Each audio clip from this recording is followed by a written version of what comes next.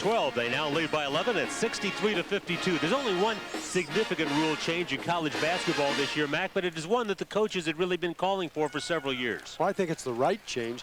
It used to be when the held ball was taken care of with a 5-second count and the offensive possession arrow, the possession arrow was towards the offensive end. They still got it back. Now a held ball goes to the defensive team and there is no change of possession arrow. So in other words, more of a reward for the defense. Oliver maintains the dribble. Looks like a little bit of a wrestling takedown from behind.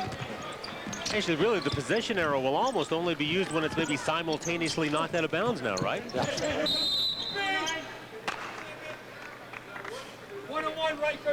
So now you're rewarded for having a good defensive effort by a team. If you're able to get that 5-second held ball, you will get possession of the ball, and the possession arrow again will stay the same. Jude Leanpot on the foul, and this will send Jacob Jakes to the line with Iowa leading by 11. Jakes this afternoon, a basket in each half, a 3 in the first half, a 2 in this half, and so a total of 5. Played a little bit with a bad back in the preseason practices, Mac, but has looked pretty well, pretty mobile today.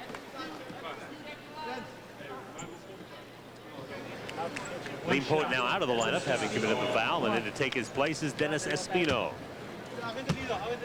Jakes out of Cedar Rapids, Jefferson, where he played for a former Hawkeye, and Rick Williams. Started his career at the University of South Dakota, then on to Marshalltown Community College, where he's the JC All-American last year. And Oliver trying to stick his hand in there and get another steal or deflection. That's his third. His third foul. But you don't want to let the Philippine team go to the line and be able to get some opportunities to score with the shot, or sorry, with the clock stop. And Oliver comes out, give him a little rest, and save the opportunity for that fourth foul. You don't want that happening. Change of the point guard for Iowa. We've seen everybody as far as the newcomers except for Jason Price. He's also point guard. It's going to be tough for him to see a lot of playing time early when you got to have Oliver on the floor so much and you want to get Lursman experience at that position. Well, the toughest position to play for Tom Davis because it requires so many judgment calls and in the half-court offense and also pushing on the break is that point guard position. Lursman, a junior, really is just starting to feel comfortable with it.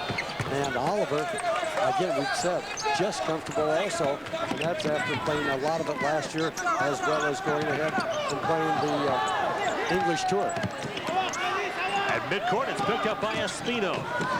He'll take it in deep. Jakes with the rebound, and the ball banged out of bounds. It belongs to the Hawkeyes. It was last touched by Andy Siegel. See Siegel getting up. He was recruited by Tim Floyd to play at the University of New Orleans. Well, Siegel went on to play at the University of New Orleans, but Tim Floyd went to Iowa State in the interim. That happens sometimes. And Lursman getting bodied around. Kim McCausland gets it over the line. And the shot clock isn't even moving. It's at 34 seconds. And I would have to say a few more than just 1 second has been taken off. Yeah, I have to say. Now they reset it totally to 35. Home cooking? Well, no, just an exhibition game. We all a little bit of rusty, right? That's right. Except for you. You're always in mid-season form.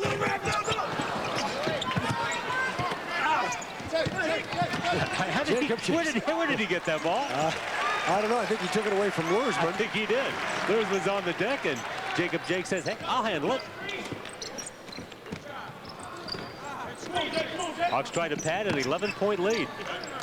And now you can see the patience getting into the offense. And Jacob Jakes with the three. His second three in this game. Jakes has debuted with 10 points in this exhibition game. He can cause some real mismatch problems at 6'8" and 240 to go out that far and have an excellent touch. And he has 7 rebounds to go with that outside touch. Now, he was a big scorer last year at Marshalltown. Got 17 points a game, averaged 10 rebounds a game for a team that was 29-5. Arbamientos puts it down for the Philippine national team. Good defensive rotation, though, to double team, and they get to the other side. Range for three. Range with 3. But I'll tell you what happened. Range made the 3 and then turned around and talked to the defender and wasn't in position when the press started. And all of a sudden, you could have an opportunity to put the press on, and Range was not there in position. Jakes playing good fundamental defense. Arms up, flagged it down. Workman tries to finish. Rucker does finish.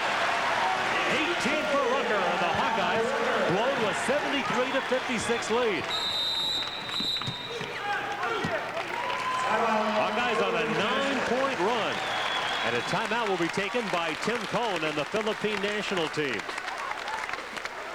The Hawkeyes around that 11-point lead, and all of a sudden they explode here in the last minute and a half. And they do it with the pressure, the quickness, and a quick open look at the basket, getting the shots to go down.